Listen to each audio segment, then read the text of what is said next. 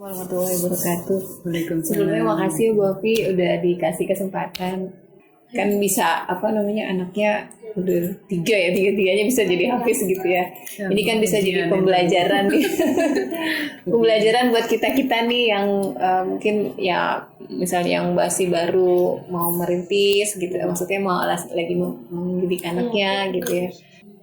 Memang rezeki ya, Allah kasih rezeki anak-anak muda menghafal gitu dengan segala keterbatasan kondisinya gitu. Tapi memang sejak awal menikah itu saya yakin sih sebetulnya kalau ditanya perannya itu lebih banyak suami ya yang punya peran banyak. Pokoknya anak-anak tuh Quran dulu sebelum yang lain. Oh gitu. Jadi dulu itu kalau misalnya suami pergi kerja, jadi di pintu tuh udah ditempel uang, ditempel uang. Jadi zaman dulu mah 500 masih ada yang lembaran ya. Jadi 500 itu tuh 5 ayat gitu kalau anak selesai setoran. Jadi tempel tuh di pintu gitu. Nah jadi memang anak-anak tuh perlu reward ya buat reward Motivasi ya. Iya, itu motivasi. jadi nanti setelah anak setoran gitu dia bebas ngambil sesuai setelah setoran ke saya, nanti bebas anak itu ngambil sesuai dengan jumlah ayat. Kalau anak yang pertama tuh Syafiq sering kali kewalahan kita karena dia kalau sekali ngapalin tuh 25 ayat. Oh, semangat ya. Semangat sih, cuma kadang ya tekor juga lama-lama. Jadi ya itu ya motivasinya itu gitu. Sampai berapa lama tuh? Sampai besar sih. Sampai masih besar. dipakai gitu. Iya. Ya kalau kasih reward itu untuk uang itu sekitar 2 tahunan lah. 2 tahun selanjutnya awal ya? Selanjutnya dia misalnya minta apa gitu, minta apa gitu. Ntar kalau misalnya dia selesai 1 juz minta mobil-mobilan misalnya gitu, jadi kita kasih mobil. Atau dia minta sepatu futsal gitu ya, sepatu bola gitu, ya udah nanti dalam jangka waktu berapa lama gitu. Jadi memang jadi payahnya pakai hafalan gitu ya, sok gitu loh.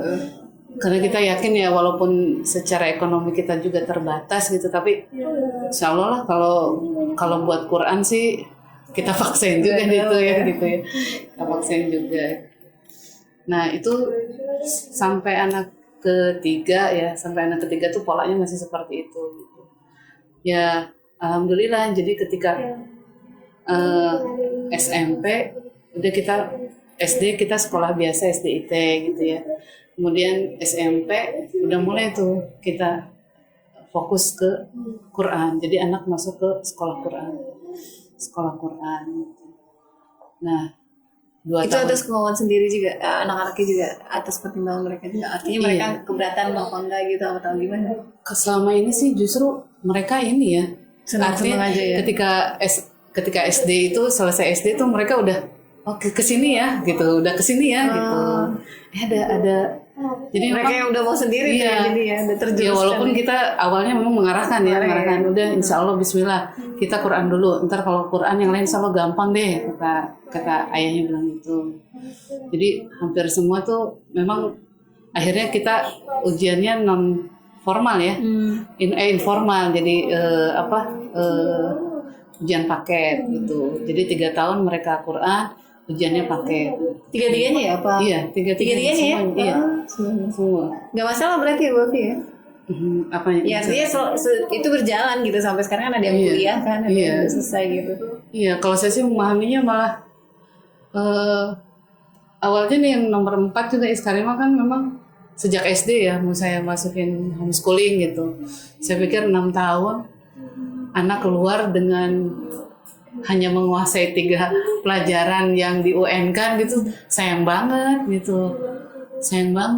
Coba 6 tahun itu kalau soal akademis tuh insya Allah lah tahun ke-6 juga kita drill aja selama setahun tuh anak belajar akademis gitu. Tapi kan 6 tahunnya itu anak bisa dapat skill banyak gitu, entah dia bebenah rumah atau dia mau fokus di public speaking atau mau les biola gitu atau bahasa Inggris, bahasa Arab gitu kan. Jadi nanti dia dapatnya banyak tuh di 6 tahun perjalanan sekolah dasarnya dia gitu. Tapi waktu itu nggak tahu kenapa Karima malah memutuskan untuk kayaknya sekolah. Oh, waktu itu temannya datang ke sini, Jo datang ke sini, dia cerita, aku beli seragam, ini bukuku gitu. Jadi kita yang selama ini kepikiran nggak bakalan sekolah formal tuh, sekarang mah pulang temennya tuh langsung, aku mau sekolah katanya nggak mau homeschooling. Ya gimana? Ya udah ini harus nyari sekolah sampai ke Cilodong kan, jauh gitu karena nggak ada di sini sekolah udah pada tutup semua gitu. Tapi alhamdulillah di Cilodong pun kita masuk sekolahnya sekolah Tafis Iskarima gitu. Ya intinya sih dari awal kita memang udah sepakat untuk anak-anak mungkin untuk hubungan sosial sama teman-temannya ya biar interpersonalnya bagus, intrapersonalnya bagus ya anak-anak ya sekolah formal untuk SD gitu. Tapi SMP tuh semua fokus di Quran. SMP SMA ya? SMP, SMA tinggal di Murojaah ya. Kalau Jesu kan sebenarnya dari SMP cuma Jesu cuma dapat 15 juz ya.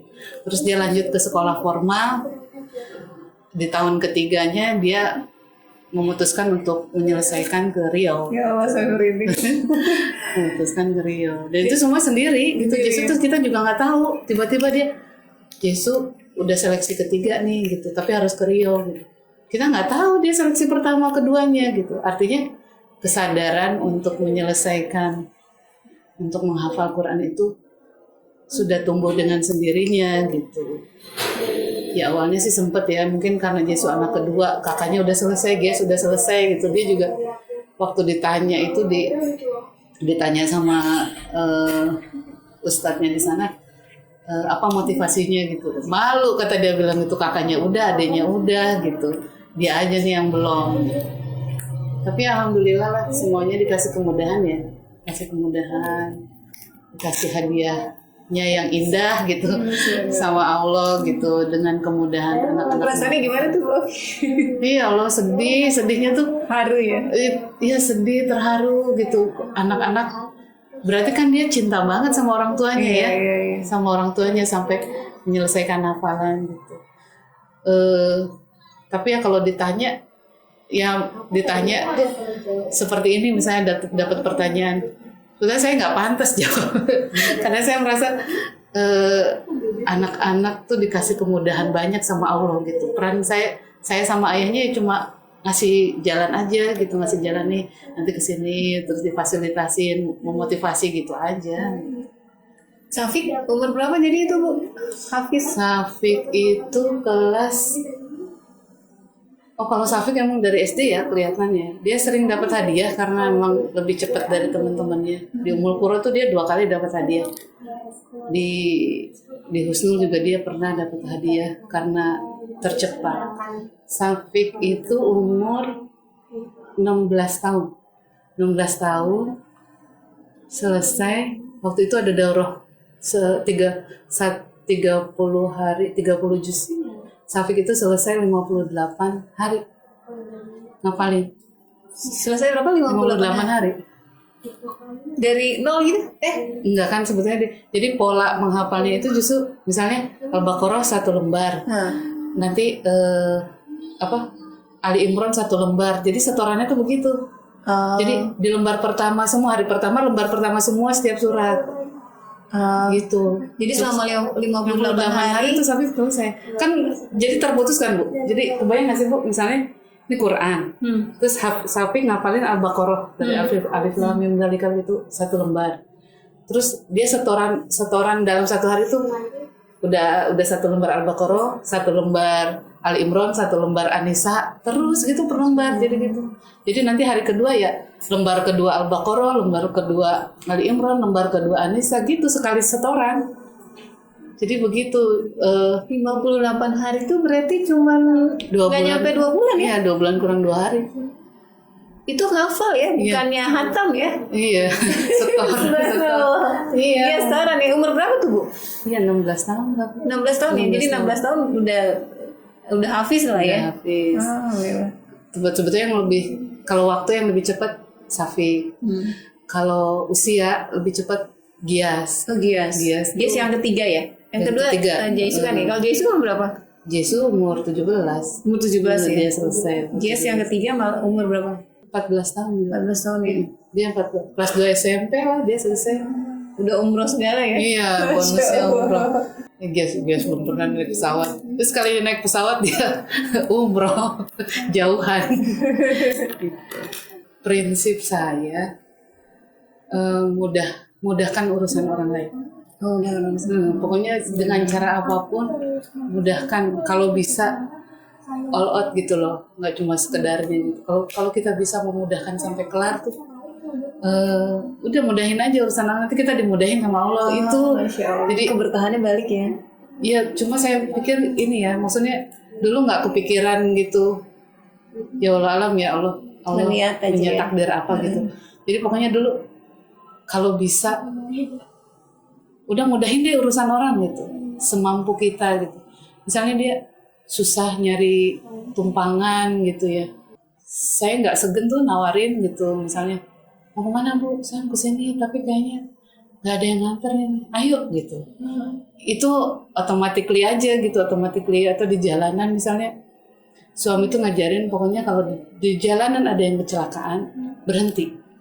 Karena takutnya kita kenal, bukan takutnya sih, maksudnya barangkali memang kita kenal gitu. Jadi umum kita ada di situ. Iya, jadi dari pokoknya kalau ada kecelakaan tuh, udah saya turun aja otomatis, turun otomatis gitu. Pernah sampai waktu itu saya dituduh yang nabrak anak itu, turun. Jadi saya anterin di Kukusan tuh. Nah ini anak kecil, jadi dia lari, nyebrang lari. Nah ini motor nggak bisa ini kan, akhirnya ketabrak. Inilah besot-besot gitu anaknya. Udah saya bilang, Mas motornya parkir, sekarang kita ke GPI. Saya bilang, ayo kita bawa anak ini. Orang-orang udah memukulin dia kan, tapi satpamnya lihat, satpam di jalan tuh lihat. Enggak, ini emang bocahnya yang lari katanya gitu. Bocahnya saya lihat katanya gitu. Udah akhirnya saya kesana kan, nemenin dia gitu. Mas, saya motor taruh di situ. Pokoknya saya nggak kepikiran itu motor gimana. Pokoknya saya parkir di situ, saya kunci. Mas, ayo kita ke GPI, saya bilang. Udah saya bawa tuh anaknya ke GPI. Udah itu, iya ada polisi datang, akhirnya orang tuanya yang marah-marahin saya. Saya diam aja. Kenapa Bu? Katanya. Makanya kalau jalan hati-hati. Oh, emak saya emang begitu, katanya gitu kan. Oh maaf Bu, saya bukan saya yang bawa ke sini. Gitu. Oh terus siapa yang nabrak? Saya suruh orangnya yang anak nabrak sama anak muda. Jadi saya suruh dia ini aja, pengusaha aja gitu, jangan di situ karena kemungkinan nanti pasti akan banyak yang nanya ya. Terus, iya orangnya. Tapi tadi satpamnya juga bilang emang ini anaknya. Saya juga lihat kok emang anaknya yang lari. Saya bilang gitu. Polisi juga nanya, itu yang nabrak? Bukan Pak. Jadi kalau memang kita punya kesempatan gitu untuk apalagi depan mata kita gitu, udah hayolah gitu, nggak usah mikir nanti gimana.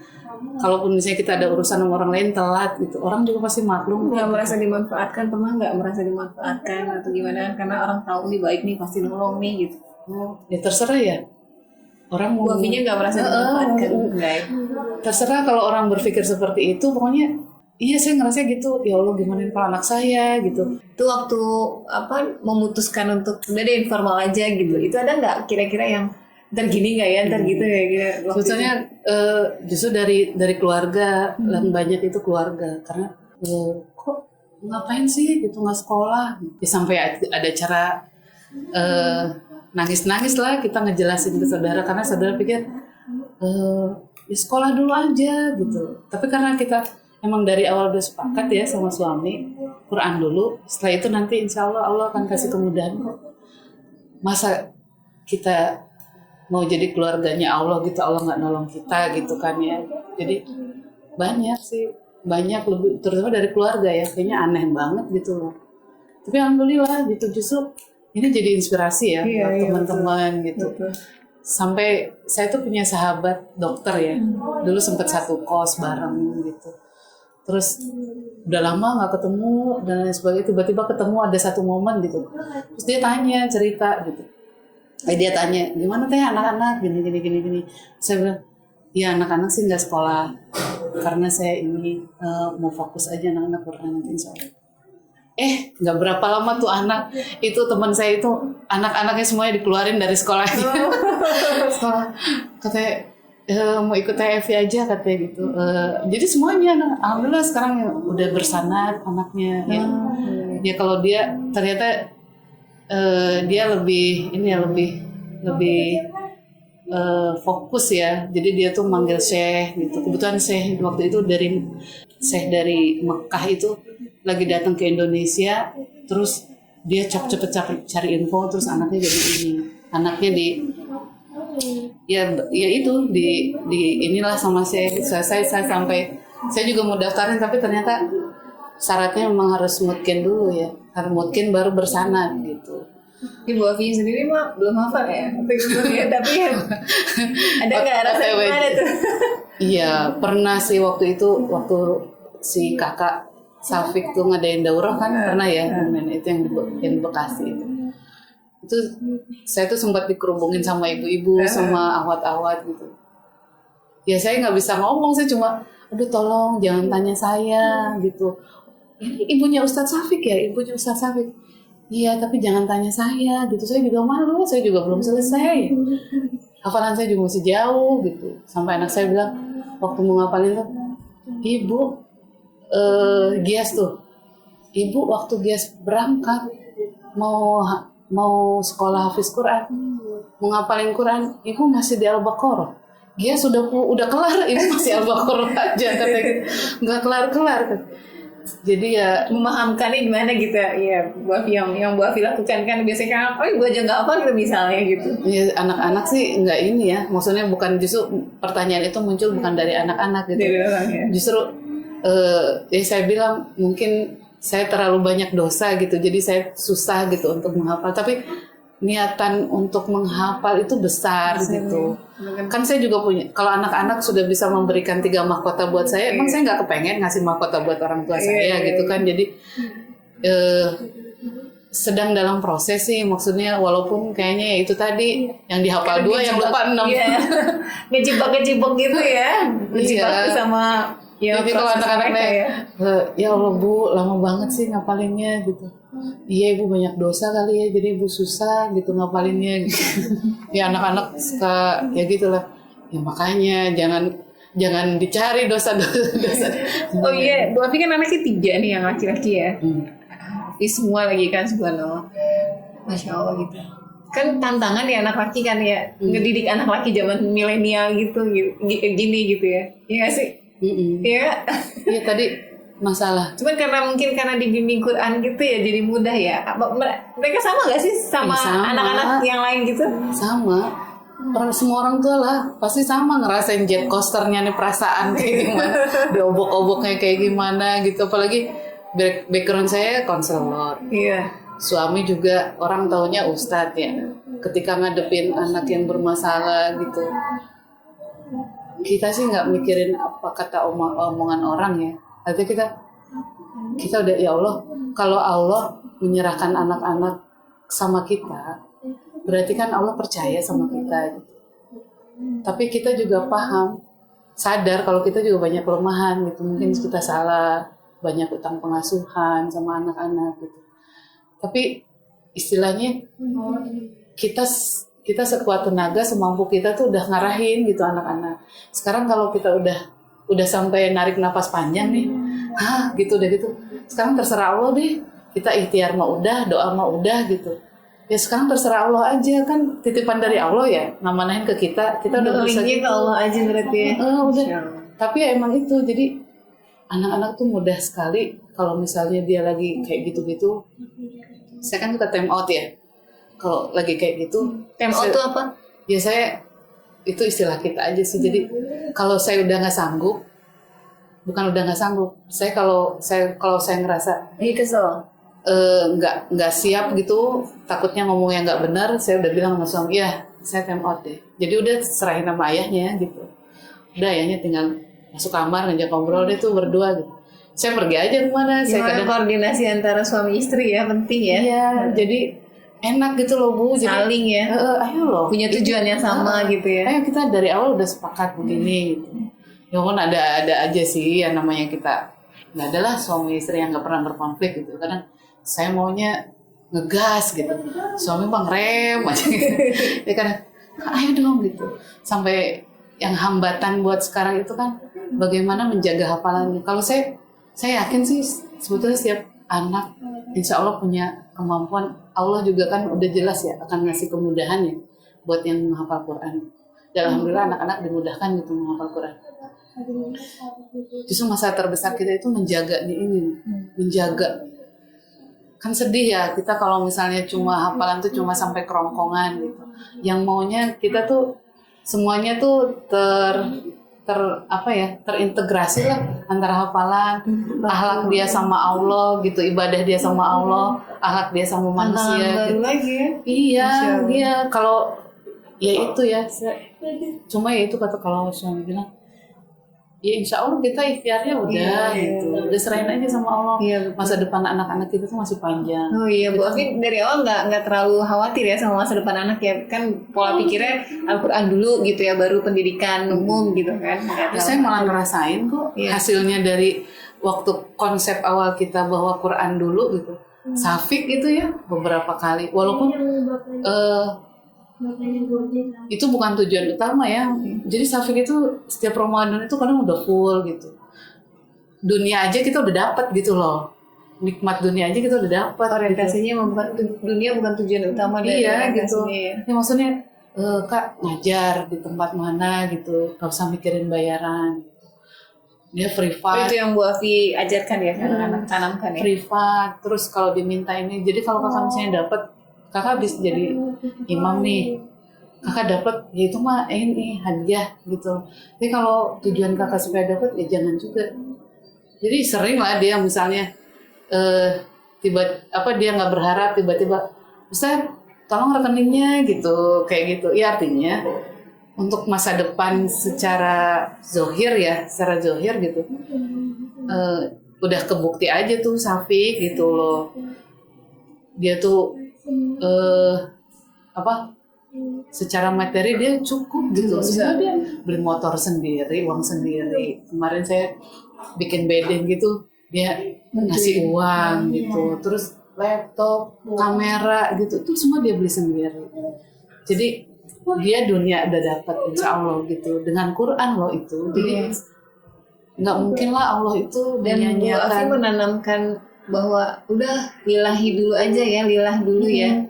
Dan saya tuh kalau misalnya anak-anak pergi, dilurusin niatnya gitu.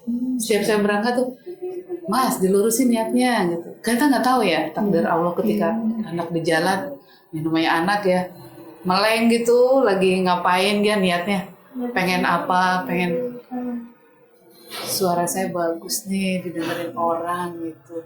Jadi setiap berangkat dilurusin niatnya, ya walaupun anak mungkin kadang bosen gitu ya, yang penting udahlah, lama-lama juga kali ya, lama-lama kali anaknya inget nih ibunya ngomong gini, gitu guys. Masya Allah. Bu Afi berapa sekarang umurnya? Masih 27. Ya udah nanya umur ya. 20 tahun yang lalu. Itu keinginan untuk ke anak tuh Quran dulu emang dari awal punya anak ya apa gimana? Ya awal nikah ya emang udah punya program gitu ya. Pokoknya udah menyamakan iya, gitu, visi lah sama suami itu. Sampai kita tuh bikin di mind map ya. Waktu Safik masih umur 2 tahun tuh ya awal nikah kayaknya suami lebih banyak benerin istrinya. Banyak yang error katanya saya. Sebenarnya kalau standar di Ahwat tuh saya nggak standar kalau kata suami. Jadi 2 tahun pertama tuh suami tuh banyak mengkondisikan saya gitu, kondisiin sama suratnya lah, ininya gitu. Nah setelah nikah tuh dari itu memang dibimbing ya beliau ya. Kayaknya Insya Allah ya rezeki banget gitu, dapat suami sabar. Dapat suami ya, sampai ingat dulu waktu awal nikah tuh suami tuh ayo baca sama surat. Saya kan nggak hafal ya, namanya kita Islamnya nemu di jalan ya, kayak nggak kayak dia gitu. Dia mah dari SMP kan emang udah ayo sambil dia nimba di pompa gitu, ayo sama surat pagi gitu. Apa? Astagfirullahaladzim. Ya udah hafalin dulu gitu, hafalin. Jadi udah ikutin gitu. Jadi sambil mompa saya sambil ngikutin gitu awal.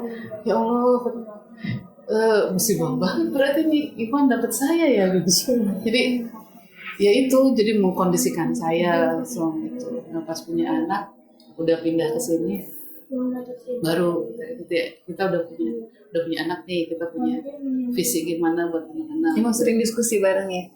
Iya, saya tuh selain diskusi juga lebih sering debatnya ya, debat. Tapi ya itulah buat saya tuh emang warnanya emang prosesnya juga begitu. Itu saya baru nemu Islam di jalan, sementara dia tuh terkondisikan sudah cukup lama gitu. Jadi kayaknya dia ngimbangin saya terus gitu. Jadi awal-awal itu ya itu, pokoknya nanti kita punya anak sampai konsep nanti naruh uang di pintu, anak hafalin itu udah dibicarakan sebelum mereka besar gitu, kayak gitu. Jadi sebetulnya yang lebih pendidikan dia gitu, padahal yang psikolog saya yang lebih paham perkembangan. Ya mungkin itu kan dari sudut Bu Afinya, dari sudut pasti ada nilai plusnya. Dia tuh jaim kalau cerita plus istrinya. Jadi gitu guys. Bu Afi bisa kasih nasihat nggak buat? Aduh jangan dong, jangan nasihat ya. Bukan nasihat ya, apa ya? Tadi udah sebanyak sih ya. Tadi udah cukup deh, nggak usah nasihat. Ya udah. Makasih banyak nih Bu Afi sebelumnya. Iya, sama-sama. Terus sesudahnya kali. Sesudahnya.